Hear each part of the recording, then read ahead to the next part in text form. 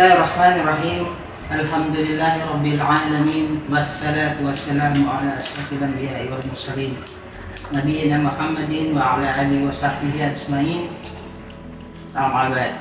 Assalamualaikum warahmatullahi wabarakatuh. Waalaikumsalam warahmatullahi wabarakatuh.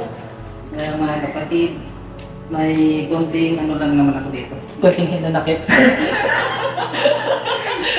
Hinggang mga darak. Ay, labas yung hinanakit ko eh. Sabi ko. Akala ko kayo, may ano ka rin naman eh. May adit akong may bahagi sa inyo, inshallah. Magdagdag kaalaman at may makapulutan ng aral. Tayo una sa alisan.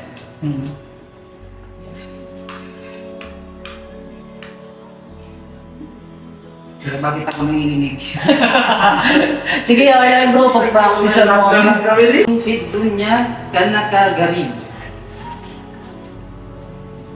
Mamuhay ka sa mundong ito na parang estranghero lamang. At alam natin na ang manlalakbay o ang estranghero ay kakaunti lamang ang bitbit o dala.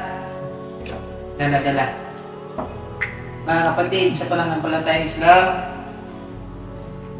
gawin natin pambitbit ang ating mga kabutihan gawain at ang pagsamba lamang sa nag-iisang Allah subhanahu wa ta'ala at nag-iisa dahil katotohanan. Ano man ang meron tayo dito sa mundo ay mawawala rin. Lahat tayo ay magbabalik sa Allah subhanahu wa ta'ala. Kung kaya't pag inamin natin ang pagsamba sa Kanya habang tayo ay nabubuhay pa dito sa ibabaw ng mundo, magkaroon tayo ng tauhid, karisaan ng Allah, at huwag gumaya at makisali sa mga hindi mananampalataya na kung saan ay ginawa nilang paraiso ang dunya at napariwara ang buhay, walang the way of life. Kung kaya magpasalamat tayo sa Allah subhanahu wa ta'ala dahil sa dinami-rami ng tao dito sa mundo, tayo lang ang napili na nagabayan sa pananampalatayang Islam. At sa atin ang katotohanan, ang Islam ay daan ng ating buhay. Mata sa atin ang buhay kung tayo ay susunod. May pagkakalog sa atin ang paraiso para sa atin, at kung tayo ay susuway, katiyakan na ang impyerno ang kasasadlakan natin. Ayon sa hadith ng Propeta Muhammad sallallahu alaihi wasallam, Bada Islamu gariban wasayadu gariban kama bada atuba di garam. Ayon kay Abu Hurairah radhiyallahu anhu, sinabi ng mahal na Propeta Muhammad sallallahu alaihi wasallam,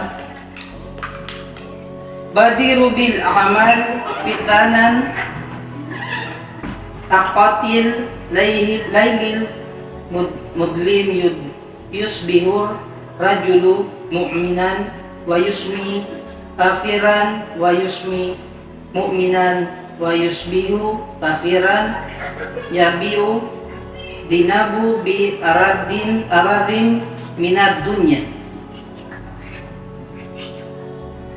Magunahan kayo gumawa ng pagsamba sa Allah subhanahu wa ta'ala dahil darating ang pagsubok, hindi ninyo namamalayan.